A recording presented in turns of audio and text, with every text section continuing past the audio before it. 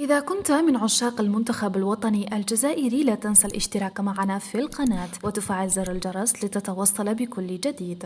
عاد موضوع الدولي الجزائري يوسف بليلي لاعب نادي براست الفرنسي السابق ليطفو إلى السطح من جديد بعد أن أقدم على خطوة غريبة أسالت الكثير من الحبر عبر وسائل الإعلام، وكانت عدة تقارير إعلامية جزائرية قد تداولت خبر فسخ عقد بليلي مع نادي براست الفرنسي خلال تواجده في المعسكر التحضيري الذي أجراه المنتخب الوطني من 19 إلى 27 من سبتمبر الماضي، قبل أن تتناقله الصحافة الفرنسية على نطاق واسع.